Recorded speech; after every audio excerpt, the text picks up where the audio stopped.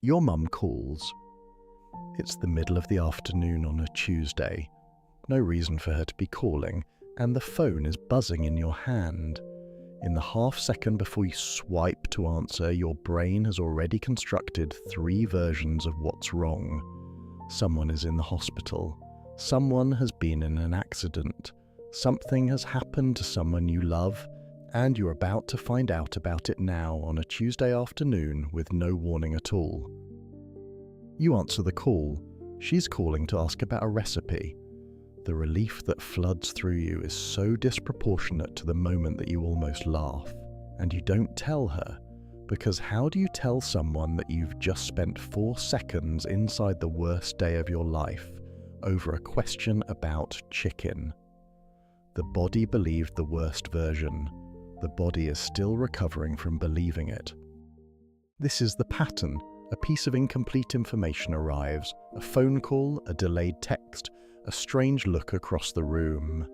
And instead of waiting for the rest of the information, your brain races ahead and fills in the gap with the worst possible version of events.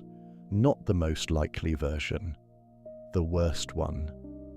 And then you carry that imagined version of events alongside the actual ongoing version of your life, like a shadow that walks beside you everywhere. You rehearse the disappointment before there's anything to be disappointed about. You imagine the call that changes everything.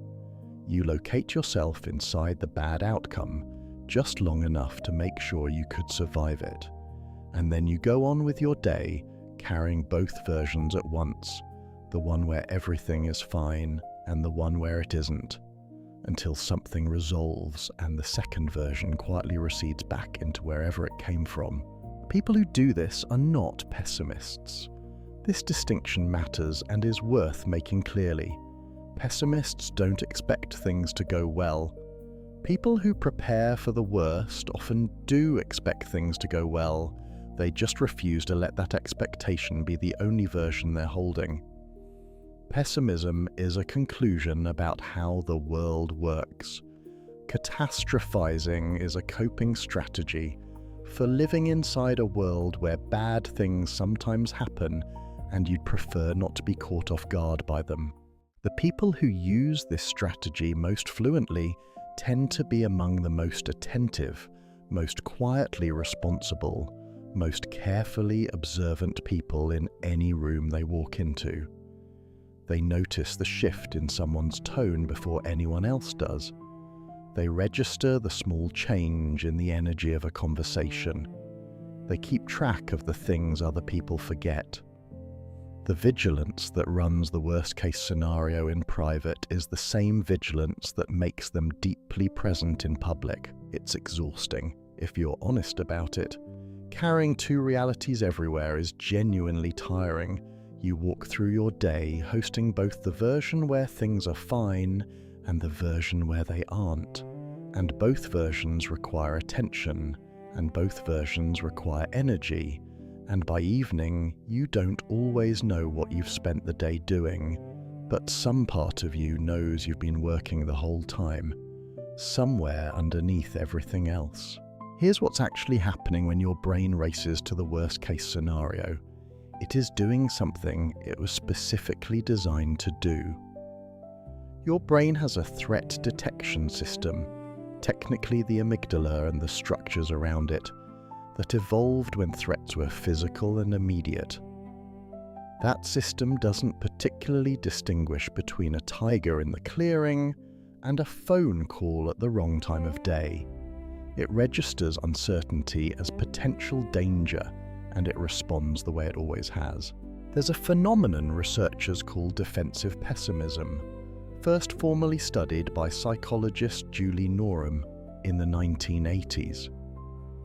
Norham found that certain people consistently perform better when they're allowed to imagine negative outcomes before an event, rather than being coached toward positive thinking.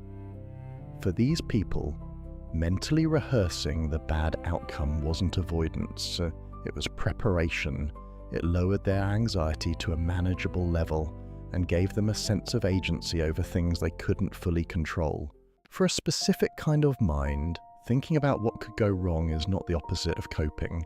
It is coping. The worst-case spiral isn't irrational. It is your nervous system's very rational response to living in a world where bad things sometimes happen and where being caught off guard by them feels, in the body, like a kind of violence. The preparation isn't the problem. The preparation is what makes the rest of life livable. There's something worth naming about what the worst-case scenario protects you from. It isn't the bad outcome itself exactly. It's the specific pain of being unprepared for it. Pre-disappointment is a real strategy. If you get there first, at least you're not blindsided. At least the impact is softened because you saw it coming. At least when something bad happens, some part of you already knew, and that part feels, if not safe, then at least competent. The mildly absurd part, and there is a mildly absurd part, is that the scenarios you prepare for in the most detail almost never turn out to be the ones that actually happen. Your brain spends 4 seconds rehearsing the hospital phone call, and the actual phone call is about a recipe. Your brain spends 4 weeks rehearsing the cancelled flight, and the thing that goes sideways is the taxi to the airport. Threat detection is thorough, it is just not particularly accurate. Here's the reframe, and it's one worth sitting with. Preparing for the worst is not evidence of anxiety, weakness, or an inability to enjoy things. It is evidence of how seriously you take the things that matter to you. You don't run worst-case scenarios about outcomes you don't care about. The catastrophizing is not randomly distributed. It clusters around the people, the relationships, the moments that carry real weight in your life. You're not someone who can't enjoy good things. You're someone for whom the people and outcomes you care about matter, enough that losing them would genuinely cost something, and your nervous system knows that and responds accordingly. That's not a flaw. That is depth. The intensity of the preparation is directly proportional to how much the thing matters. The people who don't run these scenarios are not more evolved, they may simply have less at stake. People who don't prepare for the worst are not more trusting or more evolved or more capable of choice.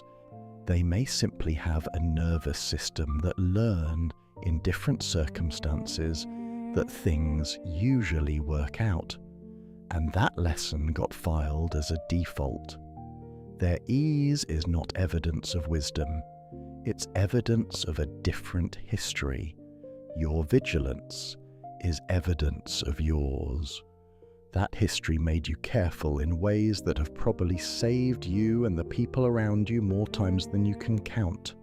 The other thing worth knowing is that the worst-case scenario, once imagined fully, usually loses some of its power. This is what Norem actually observed in her research. The negative visualization didn't increase anxiety over time, it processed it.